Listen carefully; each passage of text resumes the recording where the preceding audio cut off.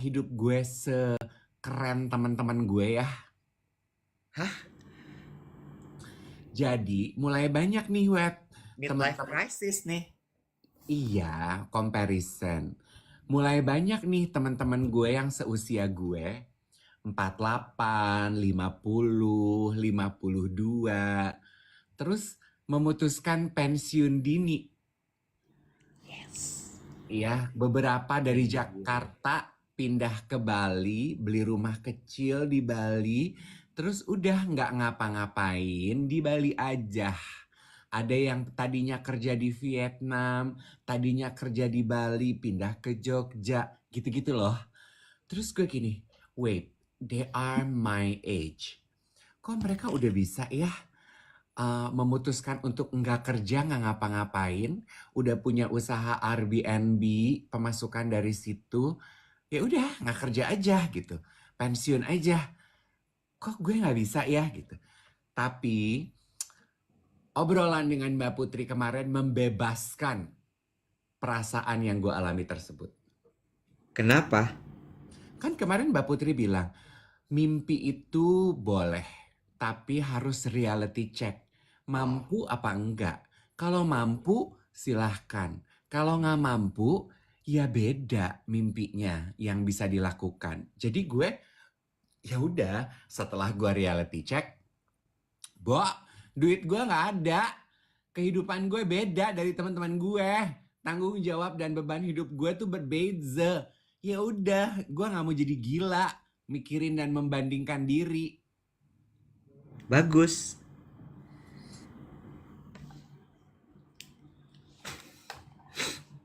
Udah segitu aja sumbangsih lo. Rupanya topik kemarin tuh kena sama banyak orang banget ya. Iya. Kayaknya dari berapa bulan tuh kita ya siaran pagi. Belum pernah tap mention gue mengenai siaran pagi sebanyak kemarin. Ya, dari belum selesai siaran aja tuh yang mention udah ada gitu. Sampai ke malam. Terakhir teman kita Viren berasa lagi dibacain katanya kemarin. Ya, jadi artinya memang krisis dalam hidup, gue nggak nyebut midlife aja karena juga ada teman-teman yang lagi quarter life crisis itu juga merasakan Mm-mm. gitu. Terus gue suka sekali kemarin poinnya Mbak Putri adalah yang pertama, midlife crisis, quarter life crisis terjadi karena memang hidup kita lagi nggak nyaman. Mm. Ya nggak? Hidup kita lagi nggak nyaman itu apakah memang stres lo lagi tinggi, kerjaan lo lagi sangat luar biasa, bertubi-tubi, gitu kan ya. Terus itu satu. Lalu kemudian yang kedua adalah reality check. Mm-mm. Ya, reality check itu menurut gue itu menurut gue adalah apa namanya jangkar untuk sanity lo. Iya, true. Ya. So true. Ya, sanity lo tuh udah lo lihat aja rekening koran lo. Iya, yes. Ya, Ya, dan tidak hanya rekening koran, tapi fakta kehidupan lo gitu. Lo iya. tuh mampu nggak sih melakukan apa yang lo inginkan? Iya, iya. Jadi udah balance checknya tuh ke situ terus gitu. Begitu lo lihat, oh nggak bisa, ya udah, lo nikmatin apa yang lo punya sekarang, dan itu mengarahkan lo ke poin berikutnya yaitu be mindful. Mm-mm. Jadi nggak serabutan, nggak tiba-tiba yang lo melakukan sebuah langkah yang kayaknya membabi buta, Mm-mm. karena dengan melihat rekening koran itu mindful loh, Iya. ya kan? Dan itu menurut gue kemarin kayak, oke, apakah hidup gue lebih baik setelah siaran kemarin? Enggak, nyampe kantor drama juga tetap. Cuma gue berusaha untuk kayak lebih nafas sampai ada tim gue yang duduk di depan ruangan gue bilang ini kenapa sih si bapak hari ini? Dia bilang gitu. Jadi setiap kali gue lewat dia gue nafas, Bo. Sampai dia bilang ini, gue pengen pulang aja hari ini. Gue pengen pulang aja hari ini. Lu kenapa ngeliat muka gue lu napas? Gue tuh kayak kayak ada signage di jidat gue inhale. Iya. Dan itu dia tuh duduknya ngebelakangin ruangan gue, lo kebayang nggak? Jadi begitu gue keluar dari ruangan gue nafas tuh kan kayak di lehernya dia ya, Bo. Kayak semburannya tuh berasa gitu di bun-bunannya. Iya. Itu ya reality check dari Mbak Putri yang bilang saat lo menghadapi krisis sebelum lo memutuskan mau melakukan apa, lakukan reality check itu. It grounded us in making every major decision or any kind of decision actually ya. Iya. Sebenarnya tuh ya lu mampu apa enggak, reality check aja. Bisa nggak Iya. lu melakukan apa yang lu inginkan sekarang saat ini? Kalau Iya. nggak bisa ya berarti mimpi lu harus lu ganti, Beb. Benar, benar, benar, benar, benar, benar. Dan kayaknya reality check itu juga juga akan nyambung sama, kan ada dulu ya yang dibilang follow your passion, follow your passion, follow your passion gitu. Balik lagi adalah akhirnya ya lo lihat reality checknya. Hmm, Kalau ternyata ada banyak yang harus lo bayar, hmm, hmm, then you just have to stay at your job. hmm, Cuma kemarin gue ngobrol sama seorang teman. hmm, Terus temen gue bilang gini, sebete-betenya lo sama kerjaan lo. Ya balik lagi kan reality check ya. hmm, Rekening tabungan lo siap nggak untuk ngidupin lo kalau you are just following your passion? hmm, hmm, Kalau misalnya ternyata nggak cukup, then lo harus berdamai dengan pekerjaan lo sekarang. Cuma dia juga ngasih tahu cara berdamainya gimana supaya passion lo tetap bisa lo ikutin. hmm, Nah, ini nyambung juga sama bukunya Jay Shetty sebenarnya. hmm. Ada yang bilang katanya baru mulai baca tuh. Ya, jadi bukunya Jay Shetty itu kan dia bilang dia dulu kerja di bursa efek gitu kalau nggak salah ya, stock exchange lah apalah segala macam gitu. Pokoknya pokoknya kehidupan yang sangat quote unquote kan agresif, greedy gitu ya kalau stock exchange tuh. Dia nggak suka. Tapi kemudian dia menemukan kesukaan di dalam pekerjaan itu adalah sharing session. Dia sharing his thought, kemudian his wisdom, knowledge segala macam gitu ya. Yang katanya dia dapatkan dari ashram yang dia datangi gitu ya, katanya. Cuma di situ gue belajar gitu bahwa oh iya ya, lo harus menemukan spot-spot yang membuat lo happy di kantor lo.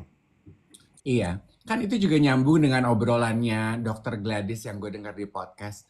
Gak usah pusing mikirin purpose kalau lo belum punya yang terlalu grandeur di depan gitu. Lakukan apa yang ada di depan mata lo aja. Ya. Nanti do it mindfully, nanti pelan-pelan lo akan menemukan gitu yang jadi panggilan hidup lo. Lo tuh senangnya melakukan apa di dalam hidup lo. Iya. Tadi ada yang nanya spot dalam arti apa, Kak? Iya, jadi find your happy spot tuh maksudnya bukan tempat, tapi kayak pasti ada dalam pekerjaan lo yang membuat lo happy. Hmm. Apakah misalnya tadi kalau kayak Jay Shetty berbagi sama colleagues-nya. Jadi mereka bikin kalau nggak salah tuh setiap hari tertentu, misalnya Kamis sore gitu ya, hari berbagi gitu. Itu kelompok-kelompok kecil gitu sharing sharing session gitu. Terus dia yang conduct itu, dia yang ngelit itu gitu. Dan itu membuat dia happy. Sehingga setiap kali dia bekerja tuh dia looking forward untuk hari tersebut. Sambil dia mengerjakan pekerjaan-pekerjaan rutinitasnya dia. Atau mungkin kalau di temen gue sempat cerita nih, kalau di PNG itu mereka kayak ada semacam ekstrakurikuler, Bo. Hmm.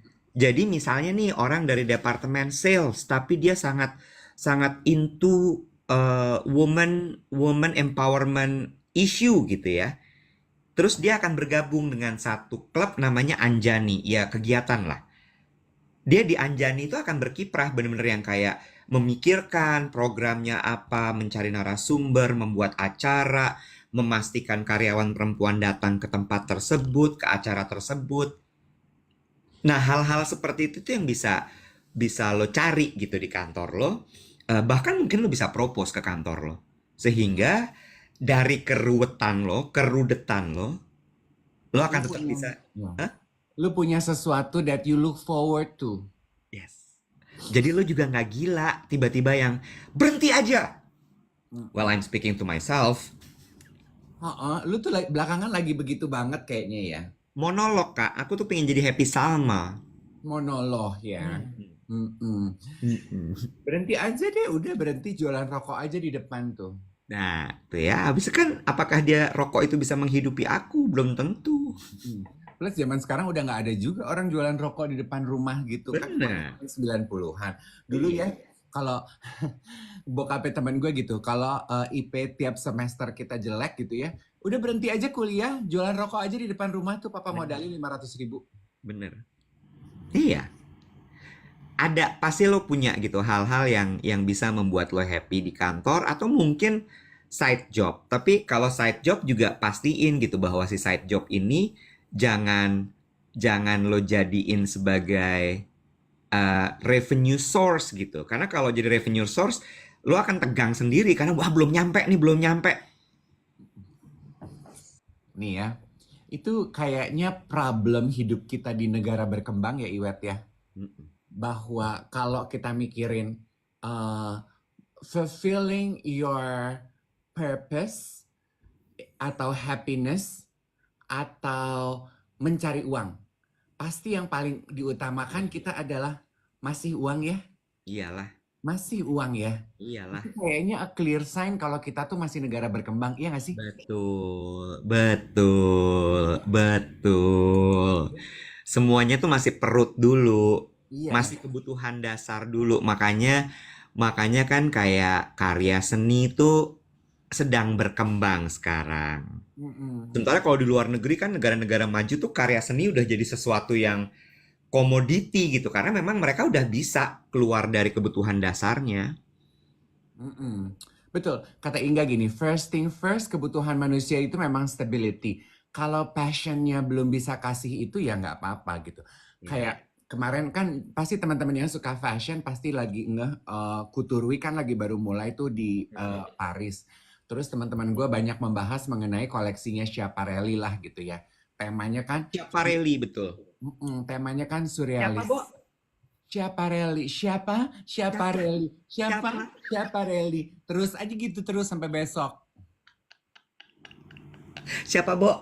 Schiaparelli, Siapa, Bo? Schiaparelli. Siapa, Bo? Habis jam siaran, cuma perkara Schiaparelli. Oke, terus lagi ngomongin Schiaparelli. Terus kan teman-teman gue diskusi, gila gitu koleksinya nggak masuk akal banget. Terus ada Yogi bilang gini, lah ini tuh Kuturwik dan ini Kutur Collection. Judulnya Surrealism, gue bilang gitu. Ya Dia udah bilang, ya udah pasti nggak masuk akal. Dia itu bikin baju bukan buat dijual, tapi dia tuh menjual ide. Gue ya, bilang gini, susah diskusi ini karena kita nih orang Indonesia terbiasa kalau mau bikin barang mikirinnya yang laku di pasar apa nih? betul. Iya kan? Karena kan kita masih mikirinnya perut gitu. Jadi Ya, eh, untuk art aja kita tuh bukan mencipta karena rasa, tapi mencipta karena pengen dijual gitu. Jadi lagi lakunya apa nih? Shimmer shimmer ya, shimmer shimmer. Gue bikin shimmer deh, walaupun gue kagak doyan si shimmer gitu. iya. Tapi lagi laku shimmer, bikinnya shimmer aja deh gitu. Jadi it's not art gitu. Yes, yes. True. Iya itu bener banget, itu bener banget. Iya, iya, iya. Well, sama kayak kalau ada art fair, art expo, art exhibition, orang masih foto di depan karya, Iya. ya. Atau bahkan foto di depan karya nggak apa-apa lah ya. Tapi ada yang bahkan sampai dipegang. Kayak, aduh, jangan dipegang. Boleh Itu nggak sih? karya seni. Iya. Lihat aja, pegang jangan. Iya, ada patung gitu ya. Oh, mendekat ke patungnya terus nggak tahan dipeluk patungnya. Pasti pengalaman lu kalau bikin art jak ya. Iya, gue kalau Art Jakarta tuh cuma lucu deh. Kan kita pindah ya Art Jakarta dari JCC ke Kemayoran, Hmm. ya kan? Ternyata itu mensortir, Bo. Oke. Mensortir orang-orang yang datang ke sana. Jadi begitu pindah ke sana, memang yang datang orang-orang yang benar-benar mau melihat dan menghargai serta membeli. Oke. Jadi turun drastis jumlahnya, tapi orang-orangnya lebih nggak ada yang tiba-tiba meluk patung, lukisan digrepak gitu nggak ada. Makanya berarti salah satu tanda sukses event kalian juga nggak boleh dari jumlah penonton. Kalau gue mah mendingan pengunjung, mendingan yang mengunjungi gue 10 orang tapi 10-10-nya bisa appreciate apa yang gue kasih daripada yang nonton 100 orang tapi 90-nya sampah. No, please, no, get out. Betul, Itu betul. sama kayak kemarin banyak banget kan pasti yang DM lu juga waktu kita membahas kelakuan orang Indonesia di Taman Safari. Lu lihat kan potongan videonya itu ada yang berusaha ngasih makan wortel ke kudanil. Begitu kudanilnya buka mulut, dia lempar plastik.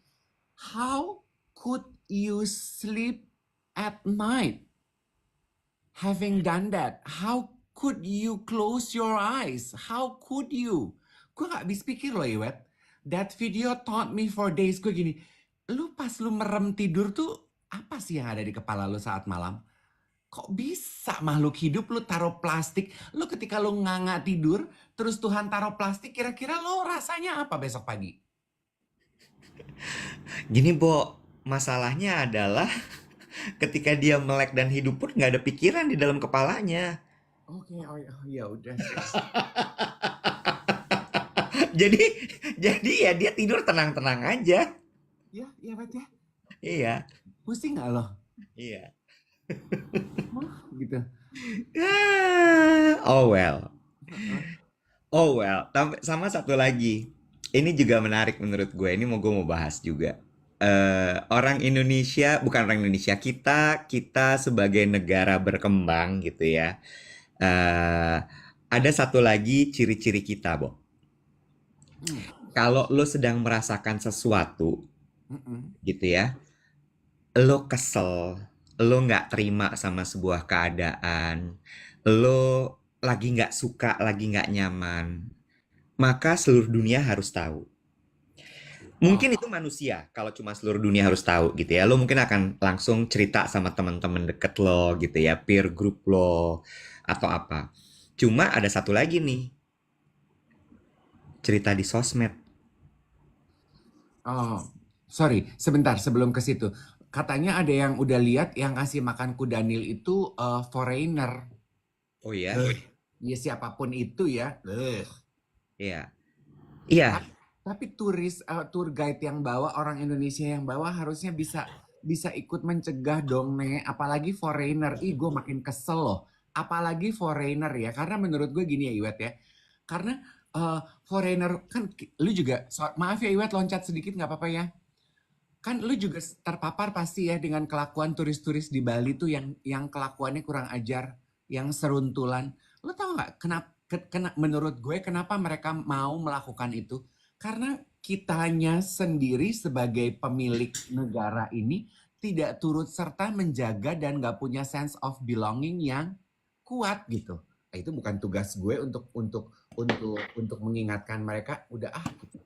Udah sih, gue cuma pengen ngomong itu aja. Iya.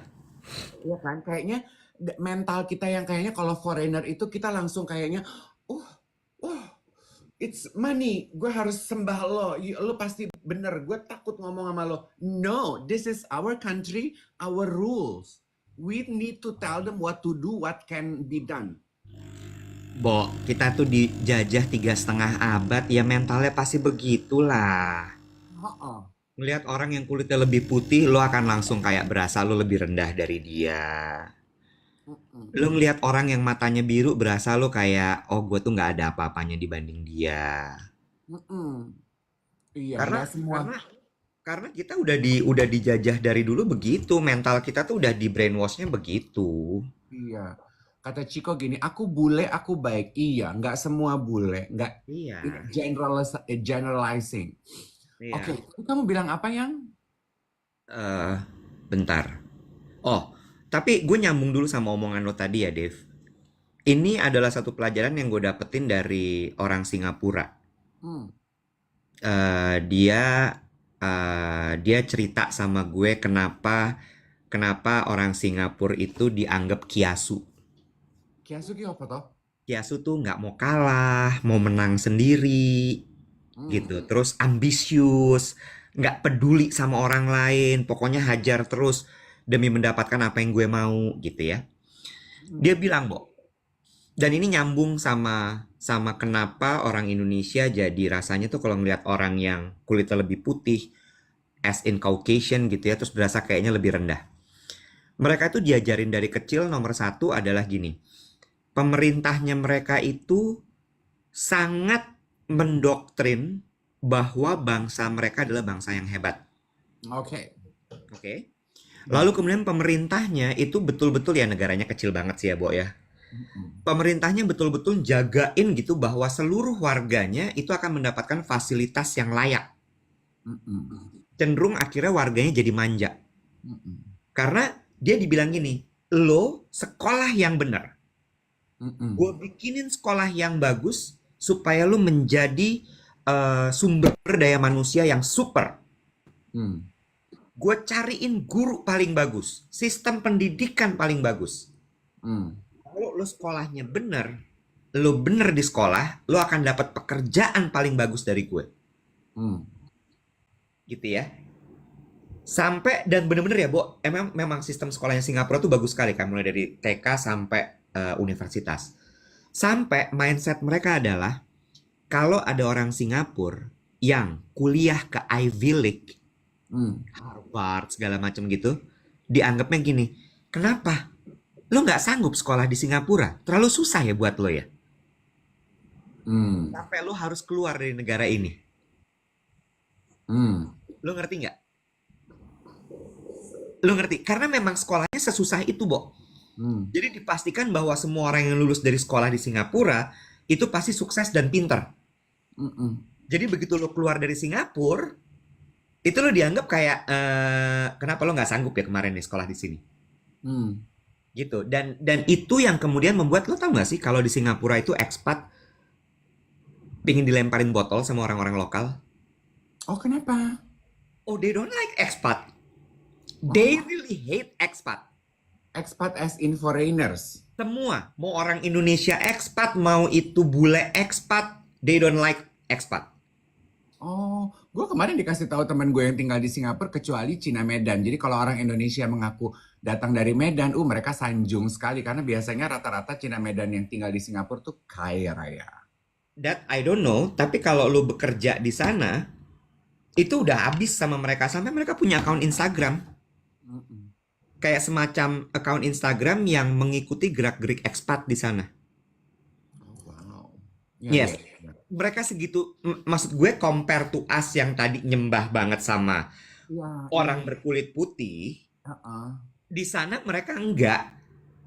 Karena dianggap balik lagi bahwa gue tuh bangsa yang hebat sekali, kenapa perusahaan-perusahaan ini harus ngimport orang dari luar ke sini? Gue tuh sekolah sangat susah sekali, kenapa orang-orang itu mesti balik datang ke sini? Why? Itu sebabnya. Jadi lo dapat konteksnya kan, karena mereka sekolahnya sangat bagus, sangat susah. Bahkan mereka menganggap bahwa orang yang sekolah di Ivy League itu dianggap tidak pandai. Kenapa harus ada expat masuk bekerja? Bukan turis ya. Kalau turis tuh mereka oke, karena turis membawa devisa buat mereka. Iya, kebanggaan, esprit de corps, kebanggaan terhadap negaranya itu yang kita nggak punya, Bo. Tadi kan kayak Pratiwi bilang gini, apalagi di situasi sekarang ya kita berasa on some cases gitu, beberapa juga ikut berkomentar dijajah oleh pemerintah sekarang. Ada yang merasa bahwa pemerintah memang sengaja membuat kita tuh sedikit lebih kerdil supaya kita bisa lebih dikontrol gitu ya. Ya beberapa kondisi ya agaklah merasa seperti itu. Hal-hal kayak gitu tuh yang membuat kebanggaan kita tuh sebetulnya baru mau numbuh, luntur lagi. Baru mau numbuh, luntur lagi. Gitu ya, Nek? Ini Aaron Robin bilang gini, Kak Iwet, menurut aku kenapa ekspatriat dibenci di Singapura? Karena salary mereka overpriced. Emang ekspatriat di Indonesia salary-nya nggak overpriced? Overpriced juga. Tapi tetap disanjung karena ekspat. Karena balik lagi mental kita itu mental ya memang. Lo begitu ngeliat orang, bawaannya kayak, wah gila dia ekspat. Dia pasti keren gitu. Iya betul. Itu ceritanya. Tapi ya, dengan kondisi situasi sekarang ya, kalau gua kan again seperti Mbak Putri ya, kita ngomongin mimpi, kita ngomongin goal, reality check ke diri sendiri apa yang bisa lo lakukan. Gua nggak mau just a grand idea out there. Kalau gue melihatnya gini ya, dengan otak gue yang nggak terlalu gede ini, kan kemarin gue mendengar gitu ya, ada beberapa perusahaan Iwet melay off karyawannya besar-besaran. Ternyata kita pikir, oh the company is downsizing. Ternyata enggak, Nek. Mereka mengganti karyawan Indonesia mereka dengan tenaga dari luar negeri karena dinilai jauh lebih efisien. Terus jadi kemarin pada hari Minggu saat terus teman gue bilang gini, lu perhatiin deh kalau lu duduk ke mall sekarang. Lu perhatiin, banyak banget tenan-tenan apartemen sekarang kalau lu duduk di mall, isi orang Jakarta tuh lagi banyak banget nih expat. Lu lihat deh, lu perhatiin. Jadi kemarin waktu hari Minggu gue nungguin ponakan gue pelayanan di gereja, kan ada spare time bengong tuh. Gue duduk di Jeko, gue ngeliatin isi mall ini kokas. Banyak loh expat yang tenaga kerja luar negeri yang saat ini tinggal di Jakarta. The point of the story for me adalah kita ya sebagai orang Indonesia harus udah benar-benar, this is a wake up call. Harus benar-benar, you need to buff up your skill. Kerja itu harus efisien. Lo benar-benar harus give it always 100%. Kalau kita selalu dibandingkan sama negara yang, kata adik gue kan property agent ya. Ini juga salah satu sharing session yang dia lakukan gitu di kantornya dia. Iya, Bo, tenaga kerja Indonesia itu banyakan breaknya. Break makan siang, break roken, nanti break telepon ke rumah, break ini, break itu, libur kita, urusan keluarga. Ya dibandingkan sama tenaga kerja luar negeri mah yang sangat efisien jauh. Jadi gue pikir, oke, kita sudah waktunya banget nggak sih, Wet, bagi kita kalau kita, if we want to salvage ourselves, and also has a contribution on this country and in our life. But, yuk, yang bener yuk. Lu senyum-senyum aja, Batak. Enggak. Ya, pinginnya sih juga gitu, Dave.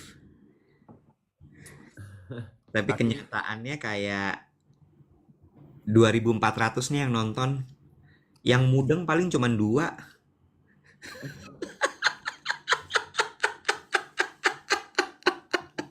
Karena pada kenyataannya ya, ketika melihat gitu ya, di kantor gue aja, gue buka ruangan gitu, ada aja gitu yang lagi main game, ada yang lagi YouTuber gitu. Gue rasanya kayak, gila ya, pengen gue teriakin tapi kok kayaknya, udahlah. Ada gitu, ada. Terus udah gitu, break rokok setengah jam, 45 menit, ya, for the sake of sanity. Terus abis itu ada yang lagi macem-macem lah, bekerja semau-maunya. Ya nggak apa-apa, keep on doing that. Tapi lu jangan salahkan keadaan kalau akhirnya nanti lo digantikan. Udah itu aja sih. Iya. Ya Ya, kan? sama sebenarnya gini sih Dave, nggak usah terlalu tinggi deh ya nyamain efisiensi produktivitas kita sama ekspat-ekspat itu. Karena ngejar ke mereka tuh susah menurut gue. Ya, pendidikan mereka lebih bagus, makan mereka lebih bagus, ya. Terus culture-nya mereka di sana juga lebih gila sehingga ketika mereka bawa ke sini tuh kita ngos-ngosan. Ya. Mesin build up-nya mereka aja udah beda sendiri, Dave. Ya, kerja dari jam 6 pagi sampai jam 12 malam tuh kayak nggak ada capek-capeknya. Bener ya? Sekarang gini aja dulu deh. Nih, abis siaran ini ya, lo berangkat ke kantor, lo make sure banget. Nyampe ke kantor, lo duduk, lo mikir gini, gue mau kontribusi apa hari ini ke kantor? Begitu lo pulang nih, lo clock out, ya, lo mau naik ke Gojek lo, atau lo tutup laptop lo nanti sore, lo tanya lagi, gue udah berkontribusi apa hari ini? Gue udah berkontribusi apa hari ini? Udah itu aja. Itu aja dulu. Nih ya, gue lagi nonton documentary Iwet di Netflix ya, bicara mengenai uh, doing what you love gitu ya. Tadi kan gue nanya, emang masih susah ya di kita ya ngejar purpose sama cari duit, pasti cari duit gitu ya. Gue lagi nonton DCC, Dallas Cowboy Cheerleader. Ya, Ini limited series di Netflix. Kan untuk background gitu ya, Dallas Cowboy Cheerleader itu kan is such a big deal di ya, Amerika, di Texas. ya, Disebutnya sebagai America's Sweetheart. Jadi ya, dengan NFL-nya sendiri tuh ini it's also a league gitu. Jadi dan setiap tahun itu mereka tuh try out gitu. Jadi veteran sama anggota baru tiap tahun harus ujian lagi, tiap tahun harus ujian lagi. Dari ribuan mereka tuh cuma terima 36 ya, member baru gitu. Dan mereka itu dilihat sebagai supermodel dan juga atlet. Ini kan ya, this has been going on dari tahun 75 ya, Bo, ya. And little did I know bahwa organisasi ini tumbuh, tapi para cheerleader itu, Web, selama masa kontrak 1 tahun, dan biasanya veteran itu bisa aktif 4 sampai 5 tahun, Bo, honor mereka tiap kali pertandingan itu kecil banget nih ya. ya, Kecil banget. ya, Tapi kenapa mereka melakukan itu? Satu, judul dokumenternya DCC, Dallas Cowboy Cheerleader. Why do they do that? Satu, it gives them a sense of purpose, memang panggilan hidupnya, dan mereka melakukan itu melihatnya sebagai kontribusi kebanggaan dia. Ada semangat patriotisme. Ini adalah kontribusi gue nih dalam hidup gue terhadap negara yang gue banggakan. Sama mereka menganggap si DCC ini sebagai platform Iwet masuk ke dalam komunitas. Gue mungkin cuma digaji awalnya cuma $15 Bo per game. $15. Kontribusi mungkin dapatnya cuma sedikit gitu ya. Makanya rata-rata mereka tuh punya day job gitu. Ada yang guru, ada yang dokter, ada yang ini, ada yang nurse, ada yang itu, ada yang ini. Malamnya mereka latihan terus jadi di sisi selama kontrak 1 tahun. Tapi abis itu mereka punya platform gitu. Yes, kebanggaannya sama kayak masuk Paskibra. Itu platform komunitas itu yang mengelevate hidup mereka, memberikan rasa percaya diri bahwa they suddenly walk tall in life karena knowing bahwa gue punya kontribusi, I belong to something. Dan buat gue sedikit orang kita ya Wet ya yang walk tall in life karena mereka tahu gue ini punya kontribusi dalam hidup gue sendiri, hidup orang lain, dan hidup orang di sekitar gue. Iya kan? cuman paling 2% Dave Heeh. yang mikir kayak gitu. Ya, Cuman 2%. heeh. Iya, Teman-teman nonton deh di Netflix gratis. iya. Emang emang beda sih ya, maksud gue kayak itu tuh emang udah mental juara tau nggak lo orang-orang kayak gitu tuh. Mm-mm. Itu tuh mental juara tau nggak lo. Kayak maksud gue gini ya, dulu gue inget banget mau masuk Paskibraka, bukan cuman Paskibra ya, Paskibraka. Gue setuju sama yang lo bilang bahwa ketika lo udah menyandang gelar PPI Purna Paskibraka Indonesia, itu lo punya sesuatu di sini lo. Mm-mm. Gue tuh anak PPI, gue tuh anak Purna Paskibraka. Kenapa? Karena masuknya susah banget, Bo. Mm. Masuknya tuh sesusah satu ya. Lo untuk bisa ikut tes aja lo harus ranking. Mm-mm. Karena mereka tahu bahwa lo akan meninggalkan pelajaran lo cukup sering. Mm-mm. Ya, jadi dari situ dulu tuh lo udah disortir. Abis itu tes lo fisik all the way. Push up, lari, sprint, dijemur, berdiri. Fisik aja udah. Dan satu lagi, dipilih mukanya loh. Mm-mm. Mereka itu adalah orang-orang anak-anak Indonesia yang ganteng dan cantik. Dengan otak yang luar biasa dan fisik yang super. Mm-mm. Jadi ketika dia keluar Purna Paskibraka Indonesia tuh rasanya emang kayak gue super gitu Mm-mm. ya. Jadi walking tall yang lo bilang tadi Mm-mm. ya. Dan apalagi kalau udah sampai istana, Bo. Wah, kalau udah sampai istana tuh gila. Mm-mm. Itu super cantik pasti. Mm-mm. Itu ya. Terus Abang None. Mm. Iya kan? Walaupun kesannya kayak beauty pageant, susah Mm-mm. loh. Karena lu duta pariwisata sebenarnya. Oh, Abang None tuh duta pariwisata ya sebenarnya jabatannya ya. Iya, mereka duta wisatanya DKI Jakarta. Walaupun mereka kemudian tugas sehari-harinya banyak kayak ushering gubernur gitu ya. Hmm.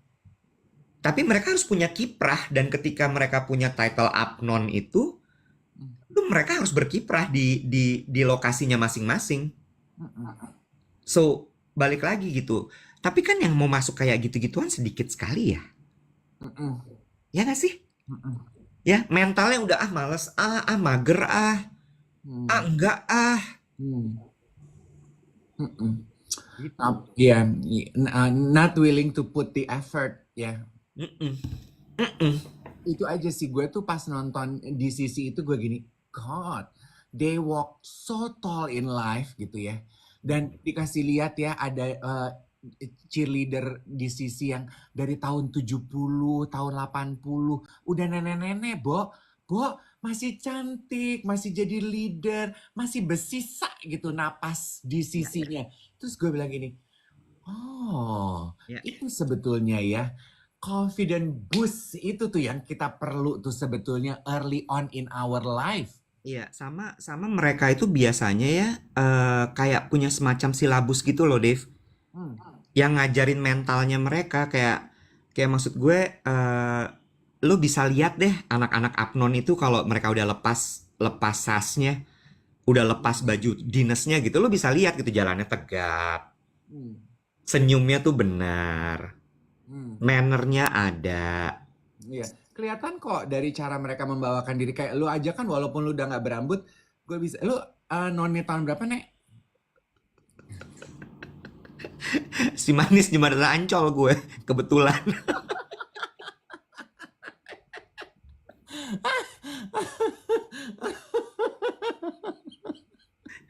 Kayak berasa masih ada cepol gue di sini ya. Cepol goib, udah bukan rambut goib lagi. Kayaknya kalau masih di sini tuh ya masih tegak terus gitu ya. Iya, heeh. Kayak masih di sini dia. Aduh. Makanya tuh cepol kalau noni taruhnya di sini, bukan di sini. Kalau di sini tuh gini. Dan di Mm-mm. sini biarnya tegak. Lo tau gak kenapa di sini? Kenapa? Biar siluetnya dari samping memanjangnya ke atas, bukan ke belakang. Ke Banci-banci atasnya. siluet. Apa? Banci-banci siluet. Oh, enggak. Cuma balik lagi ya gitulah mental juara itu sih, Bo. Gak bener-bener cuman berapa, cuman 1%, 2% di Indonesia yang punya mental juara seperti itu. Betul. Itu juga yang I instill to my keponakan ya Iwat ya. Kayak satu Iya. Emma. Emma itu kan juga ngincer dan senang sekali seleksi Paskibra. Dia nggak lolos di provinsi. She is so heartbroken. Tapi yang gue bilang sama dia adalah, tapi Emma, above all else, yang kamu cari itu adalah we want you to feel belong and feel good about doing something in a certain community. Iya. Oke, dia bilang gitu. Jadi kalau gitu aku akan terus ikut dalam organisasinya nggak apa-apa. Ya memang itu tujuannya, Em. Iya. Gue bilang. Terus, terus, Bo, dengan dia memberanikan diri untuk ikut seleksi aja, menurut gue itu udah acung jempol gue. Hmm. Karena susah banget, Dave. Iya, and it change her loh. Itu yang gue bisa lihat. It Banget, change her. It banget, change her. banget. Bahkan mereka kadang-kadang sebelum sebelum itu kan ada training center gitu ya. Kayak training center tuh lo kayak nyicipin Hmm. latihannya kayak apa sih, hidupnya kayak apa. Wah, Bo, keras banget. Bangun jam 4 pagi, lu disuruh mandi pakai air dingin. Hmm. Dan mandinya baris, Mali. Hmm. Jam 5 tuh habis ibadah lo udah sarapan makan telur rebus. Jam 5 pagi telur rebus. sama bubur kacang ijo sama minum susu bubuk diaduk pakai air panas, ya Allah. Lu tuh anak gue tuh nggak nyangka lah kalau lu anak paskibra, say. Gue paskibra, Bo. Oh, Paskibra banget. tugasnya apa tuh di paskibra? Kenapa emang? Lu pengen tahu aja, lu pembawa bendera, Ya pembawa dong, pembawa bendera perempuan. Nah, itu, Bo. Pasukan 9 yang bawa bendera sama ngelilingin sama pengerek, itu lebih pilihan lagi. oh, lu Gue bawa mah apa? pengiring-pengiring aja. Bawa baki, bawa galon, apa bawa apa? Gue kebetulan bawa tongkat bulu bambu. Tetap, ngomongin paskibra ya, gue pernah ceritakan di podcast Mm-mm. Pasukan 8 bukan pasukan 9, sorry. pasukan 8. Iya. Gue pernah nih, Wet ya, gue dipilih jadi SD, ini pengalaman SD ya, tingkat cere lah, beda lah sama pengalamannya Pak Iwet nih ya. Gue kan waktu SD gendut ya Iwet ya. Iya. Dan jadi gue tuh jarang sekali dipilih-pilih paskibra gitu karena gue gendut nek gitu, jadi mungkin dari samping tuh gue kayak Obelix gitu ya. Jadi tiba-tiba pada one day one time kelas 3 apa kelas 4 gue dipilih nih paskibra tuh, udah pakai latihan kan ya. Dong. Paskibra tuh latihan berminggu-minggu. Kayaknya gue berasa hidup gue penting gitu. Tiap kali ada jam pelajaran tertentu, apa anak paskibra kumpul di lapangan nggak ikut pelajaran latihan. Gue berasa kayaknya gue citra gitu, jalan keluar kelas tuh kayaknya, look at me, apa lo rakyat, gue penting gitu kan. Terus pas pembagian tugas gue itu baca doa. SD saya. Terus pakai map dong ya doanya ya. Gue baca doa, mungkin karena dianggap gue pintar ngomong dan doyan ngoceh ya. Walaupun gue agak kecewa, kok baca doa sih. Terus tapi gue dibesarkan oleh kedua orang tua gue, doa itu adalah the foundation of life gitu. Betul. Dan kamu menyatukan 5 agama loh. Itu Iya. penting sekali tugasnya. Iya. Gue berasa hubungan gue sama yang maha kuasa tuh deket banget. 17 Agustus nih yang udah gak bisa tidur dong dari malam ya pakai seragam gitu ya, jam 5 udah kumpul di sekolah, pembekalan nak kentut tai pedut apalah gitu ya. Udah nih pas upacara mulai gitu, walaupun gue bukan pengibar bendera tapi gue ikut meneteskan air mata haru begitu bendera berkibar. Biasanya doa kan terakhir ya, udah mau selesai. Ya. Terus gue udah gini, ini pengibaran bendera selesai gitu ya, ini bentar lagi gue nih, pembacaan doa. Bentar lagi. Kok dilewatin, nggak ada pembacaan. Jadi si pemimpin upacaranya lupa. Ya, kalau perlu baca doa. Lu nggak jadi tampil dong. Jadi gue cuma di depan aja bawa map, tapi nggak dapat tugas apa-apa. Lewat tugas lu. Begitu pasukan bubar jalan, gue ikut bubar apa gimana sih nih? Gue nggak jadi dapat tugas apa-apa nih, Bo. Jadi gue latihan seminggu, gue udah pakai seragam, gue ngeceng di depan, ya semua teman-teman gue udah ngeliat gue di situ dan semua tahu gue baca doa, gue nggak dapat tugas. Nggak jadi. Menurut lo, gue makin jadi bulan-bulanan apa enggak? David, nggak apa-apa ya, karena dia juga tahu kalau yang doa lu pintu surga nggak dibuka. Gue pengen nangis loh, Bo. Gue pulang hari itu, gue nggak ikut pelajaran, gue pulang, gue naik ojek, gue nangis.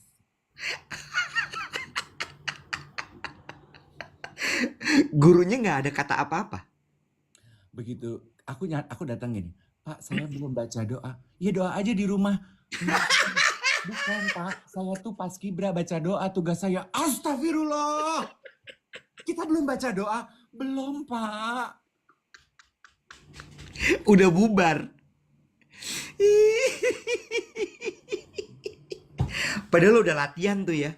Udah latihan. Jadi, udah ya.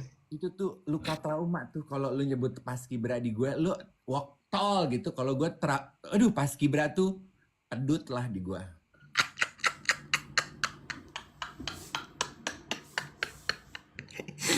Gue nggak tahu cerita ini. Masa sih? Lu belum pernah cerita. Gue juga baru tahu kalau lo paskibra. SD say kelas 3. Ya nggak apa-apa. Cuma gue nggak tahu. Pengalaman sedih lo tuh banyak juga waktu SD ya? Iya ya, kesian nenek.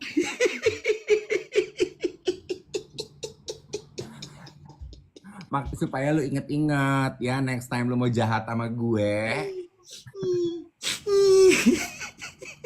yakin lu mau cek kodam gue. Gue tuh udah gak punya kodam, say. Kodam gue udah gue gadaikan dari kecil. Bahkan kodamnya pun meninggalkan dia. Terlalu sedih hidupnya.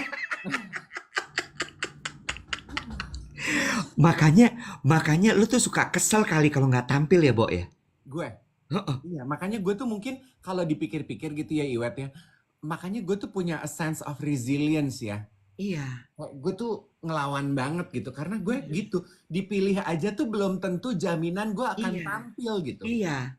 Iya. Gak diundang. Makanya Gak gue off dipilih. banget kan. Iya. Iya, betul. Iya. Maksudnya lu udah kayak, ya itu tadi dasarnya gue ngerti sekarang. Ini gue di depan aja. Gue udah berdiri pakai seragam. Iya. Kagak jadi. Heeh. Kalau sekarang tuh kayak gue udah siaran pagi TikTok tiap pagi. Heeh. Gue udah viewers TikTok video gue MM-an. Iya. Masih kagak diundang. Iya. Kok bisa sih gitu Iya. ya? Itu tuh Iya. nyolek luka trauma gue. Ah, Hancur ya. now I know. Makanya jangan sekolah yang sekolahnya berhenti di ujung kandang ayam. Begitu tuh kejadiannya. Kiri bang, kandang ayam. Kandang ayam. Aduh, lu pulang tuh hari itu. Pulang, gue nangis. Lu nangis. Nangis lah. Nangis lah, Bo. 3 SD, latihan seminggu. Udah bangganya kayak apa. Tiba-tiba udah dipajang di depan gitu. Muka gue kan pasti udah snob banget tuh. Gue paskibra apa loh. Gue orang yang lu bully-bully hermaprodit ya. Nggak boleh pipis di laki, nggak boleh pipis di kanan. Gue selalu pipis di ruangan guru. Apa loh, gue baca doa paskibra lu enggak. Gue nggak dipanggil nih. Jadi gue cuma dipajang. Besok kan ada yang nanya itu besok paginya gimana? Besok paginya gue digoda-godain lah. David nggak mau baca doa. David nggak mau baca doa gitu. Tapi paling kok guru lo sih. Pak, saya belum baca doa. Ya baca. Ya doa aja di rumah gitu. Bukan Pak, saya tugas baca doa. Astagfirullah, kita belum baca doa.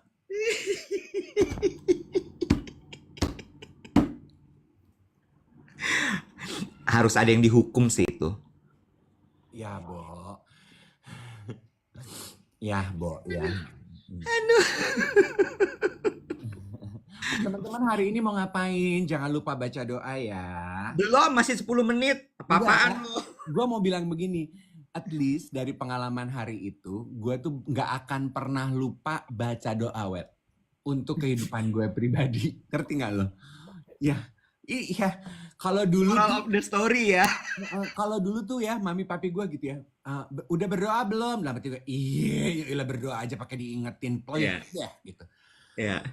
Per hari itu gue gini, gue tahu sakit hatinya nggak jadi baca doa tuh kayak apa. Jadi gue per hari itu gue ngapa-ngapain tuh belum disuruh baca doa gue dah.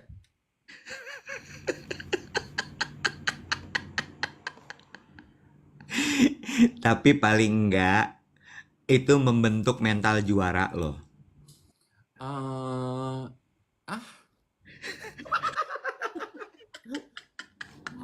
Karena nggak semua orang lo kuat menerima hal-hal seperti itu. Ya lu lihat aja gue sekarang teglek begini. By the way ya, soal cerita ini. Lo tuh kan mengalami kejadian-kejadian tidak enak dalam hidup lo udah sering sekali ya. Kenapa emang? Lo udah denger lagunya Done belum sih? Donna apa Done sih? Bacanya. Suaminya Yura Yunita. Belum. Oh penyanyi juga suaminya Yura Yunita. Sebenarnya produser. Oh. Dia pencipta lagu dan produser. Judulnya Daur Hidup. Iya. Bagus sekali. Bagus sekali. Done Mulia. Ya. Oh iya? Ya. Bagus sekali. Ntar gue kirimin lagunya buat lo. Oh iya, Ih. Gak usah lu baik-baik dikirimin di Spotify. Di Spotify juga ada gratis, Nek. Iya daripada lo ntar mesti nyari ketik-ketik gue kirimin tinggal lo pencet. Oh iya benar. Apa ceritanya? Coba mengenai apa Ih, tuh? bagus sekali, bagus sekali. Ceritanya tentang hidup Oh, oh. ya. Dan Done ini gue perlu kasih tau sama lo, tutur bahasanya itu bagus sekali. Oh, Indonesia Inggil kayaknya mereka Ya, berdua tuh ya, ya. ya, ya, ya. Lebih inggil daripada Yura. Oh, lucu banget. Lucu banget. Jadi menurut gue kliknya tuh di situ mereka. Hmm. Hmm, dua lagunya dia, satu lagi adalah Jatuh Cinta seperti di film-film tuh juga gue suka. Oh, itu yang jadi film kan? Dia soundtracknya, dia bikin soundtracknya. Oh, Tapi yang Daur Hidup itu bagus sekali. Ceritanya adalah tentang bagaimana lo dalam hidup ini memang harusnya bertahan aja. Karena oh, memang hidup itu eh ya tidak mudah gitu. oh, Jadi dia bilang, sudah mati berkali-kali, oh, oh. kalau lo masih hidup, lo pasti akan lebih kuat. Oh. Mati berkali-kali tuh kayak kiasan ya. Iya, iya, iya, pengalaman. Life knocks you down gitu. Yes, yes. Bagus banget, Dave. Bagus. Liriknya indah, musiknya indah, suaranya Done itu juga bagus sekali. Oh, dan lagu itu yang tulis si Done. Iya, Hmm, iya. gue cari ah. Iya, iya, iya. Sekarang ini kayaknya banyak ya apa penyanyi-penyanyi Indonesia yang melahirkan lagu-lagu yang puitis. Iya, iya. Ya, Gue seneng deh Sal Priadi, Nadine Amizah, Tulus, Yura, Done. iya, iya. Sama gue tuh seneng tuh melihat kiprah apa suami-suami pasangan selebriti yang sumbangsinya tuh unik. Iya, Mm-mm. Kayak Done gitu. Terus siapa tuh Bo? Suaminya Fitri Tropika? Irfan. Heeh. Itu juga. Ih kok lu lucu banget sih gitu. Iya, iya. Bener, bener. Setuju gue. Bagus, bagus banget lo harus dengerin. Oh ya abis ini deh gue Best. cari si Done itu. Dan itu Mm-mm. single atau album? Album. Oh album. Satu album endol endol.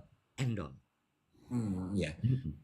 Iya iya iya. Sal Priadi kan gue udah pernah wawancara tuh. Katanya Bunga Matahari juga katanya enak tuh. Iya, sama ada satu lagi siapa ya? Bilal Indrajaya itu juga bagus. Bilal Indrajaya. Ih, bagus sekali. Hmm. Jago deh. Gue dengerin itu kayak Udah lama gila. dulu. Mm-mm. Kalau mau lagu-lagu happy-happy tuh Lale Ilman Nino gitu. Oh itu kan ini kan Ran kan? Enggak, mereka kolaborasi tuh. Lale kan Malik and Essential. Lale Oh, Ilman tuh Malik, terus Nino tuh Ran. Tapi mereka kayaknya waktu pandemi deh. Mereka iseng-iseng bikin lagu gitu, lagunya meledak. Bagus. oh, oke. Satu-satu ya. Nanti gue lupa. Iya, Done dulu aja. Done nanti gue kirimin ke lo. Iya, daur hidup ini ya. Ih, bagus banget. Lo pasti langsung beresonansi sama lagu itu. Dan kayaknya situasinya pas ya, Iwet ya. Iya, iya. Situasinya dengan kondisi sekarang ini tuh pas ya. Maksudnya ya udahlah ya. Seperti sudah sering kita akui bahwa pandemi itu this pandemic knocks a lot of people down. Terus. Banyak hidup orang-orang yang berubah 180% gara-gara pandemi ini, ya kan?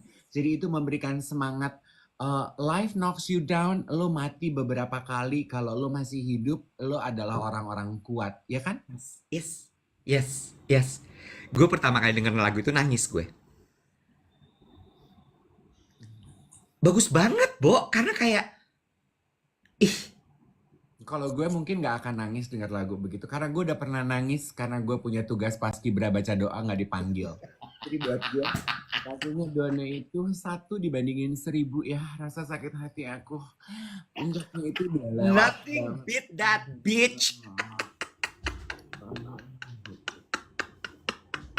Tapi itu gong sih. Udah tugas, udah pakai seragam, udah dipajang, dilewat.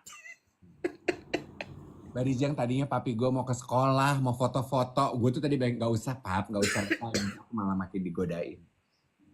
Mau nonton tadinya ya, tugas nih, gitu ya. Lu tuh tahu nggak sih kalau kalau Instagram itu bisa teleponan? Tahu, Oh, lu tahu ya? tahu. Kok lu bisa tahu sih? Lah kan ada logonya, tinggal dipencet. Iya loh, bisa voice call, bisa video call. Iya, emang lu baru tahu? Baru tahu gue. Lu pakai buat apa tuh voice call sama video call ini?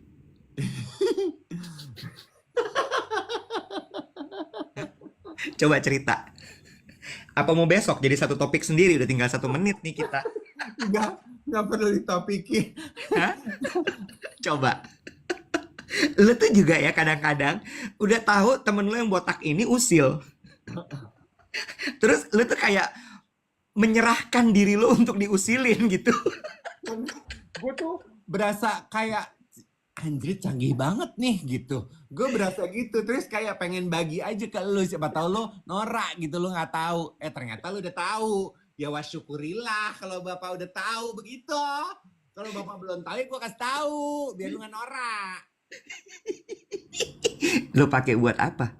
Ya, pakai buat teleponan. Masa buat ngulek sambal. Ame sape? Sama orang, masa sama kodam. Ya kali-kali aja tuh Kodam punya akun Instagram. Enggak. Makanya anak-anak zaman sekarang tuh udah nggak pernah telepon, nggak pernah minta nomor telepon ya, Web.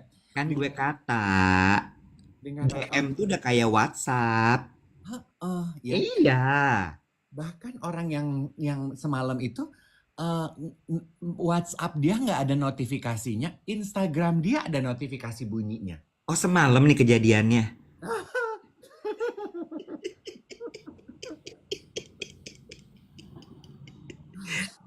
Hah? Udah pindah platform loh. Udah nggak Tinder lagi. Udah mulai masuk ke Instagram lo sekarang. Enggak, kan lu tata-tataannya kita kenal di Tinder, baru pindah ke Instagram. Lu gimana sih? Oh iya bener. Oh Tinder dulu tetap. Udah pindah ke Instagram nih. Hmm. Udah mulai DM-DM-an. Terakhir teleponan yuk gitu. Terus kan gue kikuk ya, teleponan. Oh, tukeran WhatsApp ya. Duh, gue gitu. Heeh. Terus dia gini, terus kata-katanya, let me call you through Instagram. Gue gini, hah? Call you through Instagram? Gue Nah, pikir, apa nih scammer gitu. Terus heeh. tiba-tiba bunyi deh tuh, tulut, Nah, tulut. Gue gini, heeh. wow, magic. Oh expat nih. Apa anak Jaksel ngomongnya ke Menggris? Kapan lo mau ketemuan? Gue tanya coba.